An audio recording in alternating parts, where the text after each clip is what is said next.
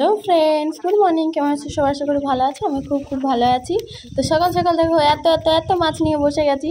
এরকম ভিডিও তোমরা নিশ্চয়ই আগেবারে কখনো দেখোনি। অবশ্যই ফার্স্ট টাইম এই দেখো কত মাছ নিয়ে বসেছি।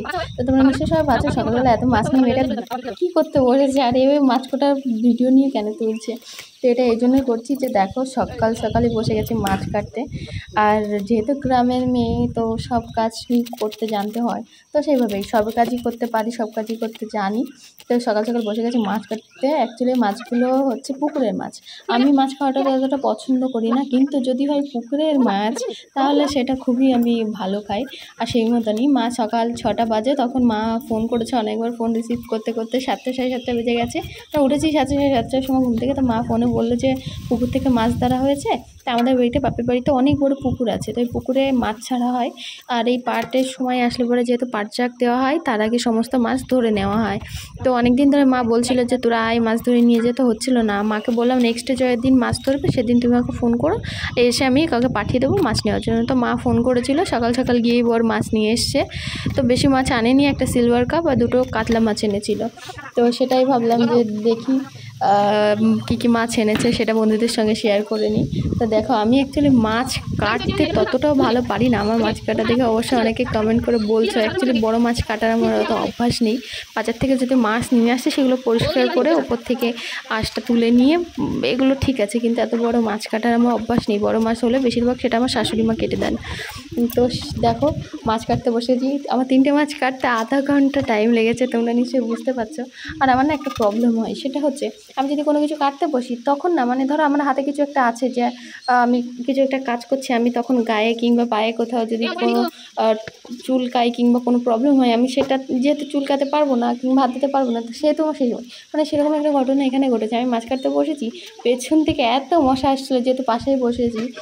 তো মশা এসে কামড়াচ্ছিল, মনে হচ্ছে এখানে আমার চুল কাটছে। তো এরকম একটা ব্যাপার হয়, আমারও হয়, আমার ছেলেরও একইভাবে। ওকেও যদি হাতে কিছু দিয়ে রাখি না, ও সেই টাইমটা মা আমার এখানে চুলকে দাও না, এখানে এটা করো না, মানে ওর মনে হয় তখন আমার সারা গায়ে কিছু না কিছুতে কামড়ে দিচ্ছে।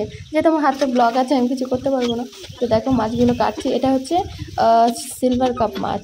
তো মাছ অবশ্যই সবাই দেখেছো, কিন্তু পুকুরের মাছের, কেনা মাছ আর পুকুরের মাছ দুটোর মধ্যে অনেক ডিফারেন্স থাকে। যেহেতু কেনা মাছে সার ওষুধ দেওয়া থাকে, পুকুরের মাছ কোনো কিছুই দেওয়া হয় না, নর্মালি খাবার দেওয়া হয়, ওরা সেগুলো খেয়ে বড় হয়। তো দুটোর মধ্যে টেস্টও অনেক ডিফারেন্স থাকে। যাদের বাড়িতে পুকুর আছে, যারা মাছ পুকুরের মাছ খায়, তারা অবশ্যই এই জিনিসটা জানবে। তো এই দেখো মাছটা পিস পিস করে এর মধ্যে করে রাখছি।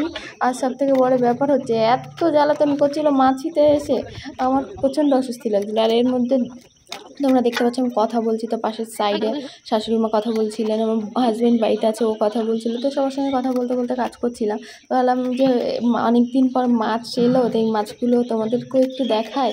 আর মাছ কাটার মানে দেখাতে দেখাতে কেটেও নিই মাছটা, তো সেইভাবে ভিডিওটা করা। আর এখানে ভিডিও করতে করতে কথা বলছিলাম পাশে সবার সঙ্গে। আর এখানে দেখো মাছের মাথাটা বড়ই রেখেছি, কারণ আমার হাজব্যান্ড এই বড় মাছের মাথা খেতে খুব পছন্দ করে। আর ওর তো খুব প্রিয়, মানে কাতলা মাছ হলে তো আর কোনো কল হবে না। তো এখানে সবার সঙ্গে কথা বলতে বলতে মাছটা কেটে নিয়েছি। আর তারপর কি হয়েছে, মাছ কাটতে কাটতে আমার হাজব্যান্ড পাশের থেকে এত ডিস্টার্ব করছিল না আমাকে, মানে এত রাগ হচ্ছিলো, কিছু বলতেও পারছিলাম না। তো এখানে মাছ কাটতে কাটতে না হঠাৎ করে বৃষ্টি চলে এসছে। তো আমি কী করবো, তাড়াতাড়ি ফটাফট করে মাছগুলো কেটে নিয়েছি। কেটে নিয়ে দেখো এটা গুছাতে আমার হঠাৎ করে বৃষ্টি নেমে গেছে। তো আমি তাড়াতাড়ি করে এখানে যে মাছ কাটার আঁশগুলো ছিল সেগুলো ফেলে দিয়েছি। ফেলে দিয়ে দৌড়ে গিয়ে সব কিছু তাড়াতাড়ি মানে গুছিয়ে নিয়ে এখানে এখন বটিটা নিয়ে বসে রেখে কলে যাবো, কিন্তু এত পরিমাণে বৃষ্টি শুরু হয়ে গেছে, তো আর যেতেই পারিনি। তখন কী করবো, মাছটা এখানে নিয়ে দেখো যারা যারা কাঁঠাল খেতে ভালোবাসে, আমাদের বাড়ি আছে দেখো কত কাঁঠাল হয়েছে, নিচে কেটে কেটে রাখা, যাদের নেওয়ার ইচ্ছে তাদের সঙ্গে নিয়ে যেতে পারো। অবশ্যই আমাদের বাড়িতে সেরকম সরষে কাঁঠাল খায়, আমরা কেউ খাই না। তো মাছটা ওখান থেকে নিয়ে এত পরিমাণে বৃষ্টি হয়েছে যে আমি রান্নাঘরে চলে গেছি। চলো দেখাই কেমন বৃষ্টি হচ্ছে। এই দেখো এটা হচ্ছে আমাদের নতুন ঘর হচ্ছে, তো সেই ঘরটা।